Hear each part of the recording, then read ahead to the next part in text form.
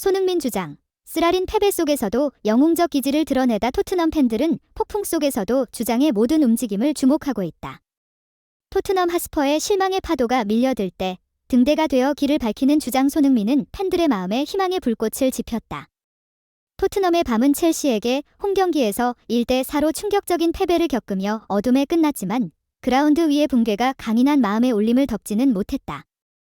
승리의 슬픔에도 불구하고 팬들은 끝까지 싸워준 스퍼스의 전사들을 찬양하는 목소리로 가득했다. 그러나 그날의 공연은 패배의 슬픈 교향곡만이 아니었다. 그것은 또한 겹겹이 쌓인 아픔의 연속이었다. 힘찬 태클 후에 로메로는 레드카드를 받았을 뿐만 아니라 더 큰 징계의 위험에 처해 있었다. 데스티니 우도기도 경고 누적으로 다음 경기에 참여할 수 없게 되었고 제임스 매디슨은 발목 부상으로 고통스럽게 경기장을 떠났으며 미키 반데어벤의 부재는 스퍼스의 수비 시스템에 큰 타격이 될 수 있는 부상으로 인한 것이었다. 불확실성의 폭풍 속에서 손흥민은 단단한 기둥처럼 굳건히 서서 믿음과 용기의 무게를 담은 메시지를 전달했다. 스퍼스 팬 커뮤니티, 특히 스퍼즈 웨브는 손흥민이 소셜미디어에 올린 글에 깊은 존경을 표했다.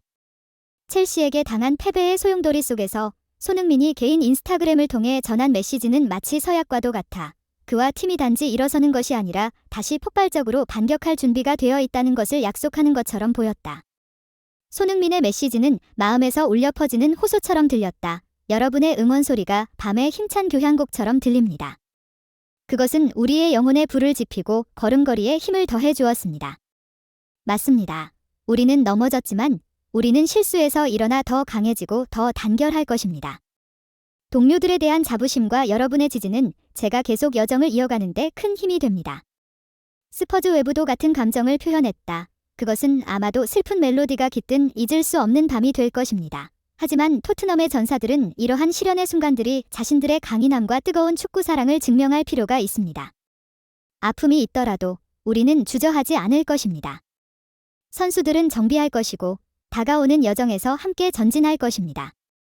토트넘을 기다리는 다음 경기장은 울버햄프턴, 에스턴 빌라와의 연속된 경기들과 기대되는 맨체스터 시티와의 대결입니다. 각 경기는 불굴의 정신과 승리의 의지를 쓰는 새로운 역사의 페이지가 될 것입니다. 크리스티안 로메로, 신뢰할 수 있는 수비의 핵심 10월의 최우수 선수 후보.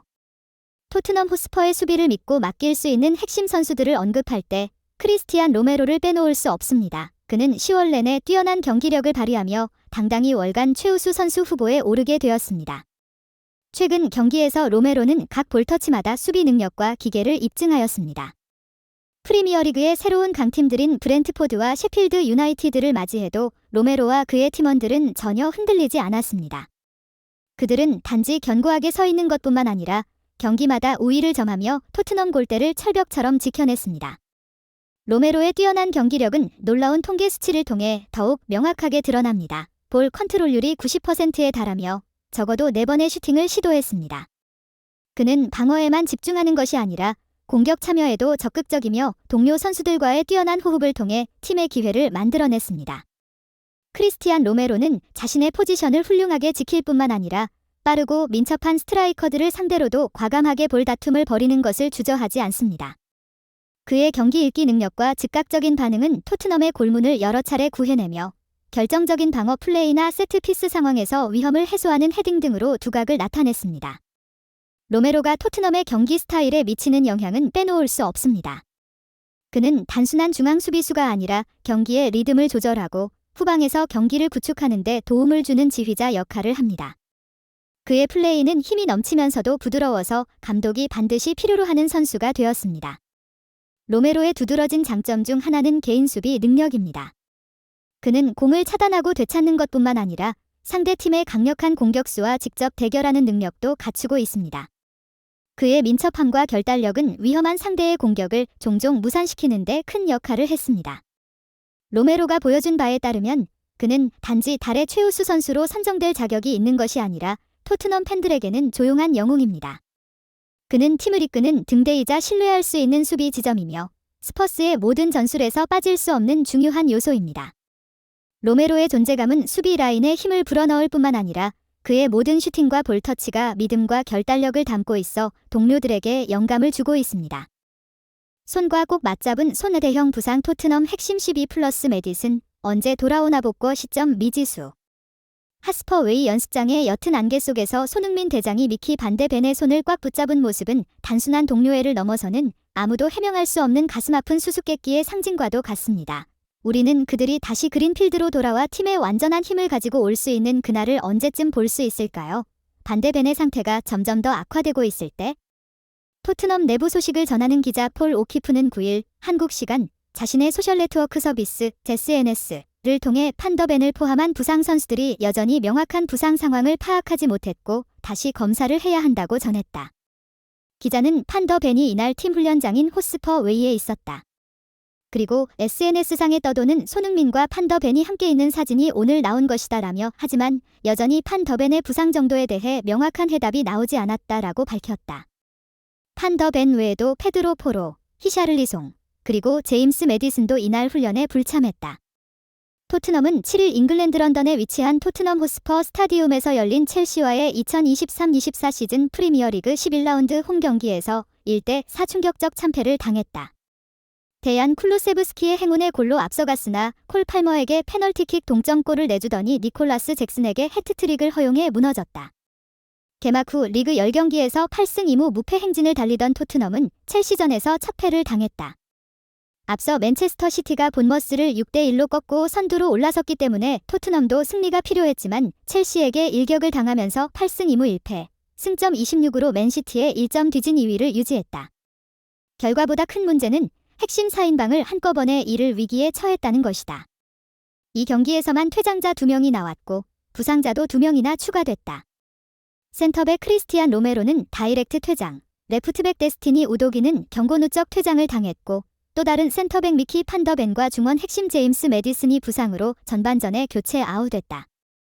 악재에 악재가 겹친 상황에서도 끝까지 라인을 내리지 않고 첼시에 맞불을 놨던 토트넘은 이번 경기 결과보다 당장 다음 울버햄프턴 원더러스 원정을 걱정해야 할 처지에 놓였다. 이날 토트넘은 4-3-3으로 나섰다. 굴리엘모 비카리오가 골문을 지켰다. 수비는 페드로 포로, 크리스티안 로메로, 미키 판더 벤, 데스티니 우도기가 맡았다.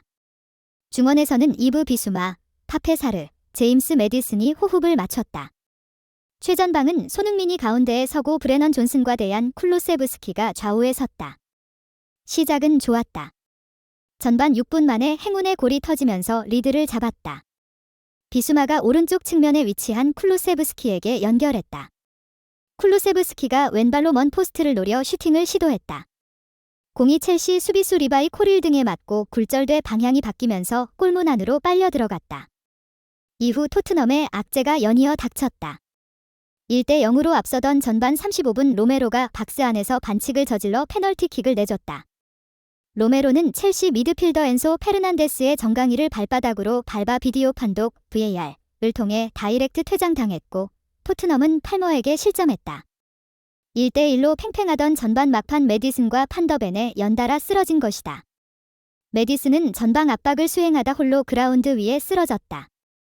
왼쪽 발목을 부여잡고 고통을 호소하며 한동안 일어나지 못한 매디슨은 경기장 위에서 치료를 받다가 밖으로 걸어나갔다. 매디슨 뒤에는 판더벤이 햄스트링 통증을 호소했다. 공수 전환 과정에서 급격하게 방향을 바꾸다 햄스트링에 무리가 갔다. 스피드 경합 도중 달리기를 멈추고 허벅지 뒷근육을 잡은 판더벤은 그대로 잔디 위에 쓰러졌고 스태프 2명의 부축을 받아 경기장을 빠져나갔다.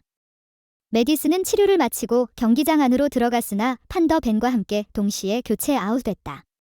판더벤의 경우는 교체될 때 스태프 2명의 부축을 받고 빠져나가는 걸 봤을 때 상태가 심각한 것으로 보인다. 햄스트링은 재발이 잦은 부위라 충분한 회복 시간을 갖지 않는다면 쉽게 다친다. 적어도 3주 정도는 휴식을 취해야 하는 만큼 당장 나흘 뒤 벌어지는 경기에 출전할 가능성은 상당히 낮다. 22세의 어린 센터백인 판더벤은 이번 여름 볼프스부르크에서 4천만 유로, 약 560억 원의 이적료를 기록하며 토트넘으로 이적했다. 판더벤은 곧바로 로메로와 주전 센터백으로 활약하기 시작했다. 190cm가 넘는 장신임에도 불구하고 빠른 스피드를 자랑하고 대인 수비 능력 역시 뛰어난 모습을 보이면서 곧바로 프리미어리그 적응에 성공했다. 두 선수의 활약에 수비진이 안정되자 토트넘은 안정적인 경기력으로 첼시전 전까지 리그 9경기 무패 행진을 질주했다. 하지만 첼시와의 충격적인 경기 후 토트넘은 선수는 물론 선두 자리도 잃었다.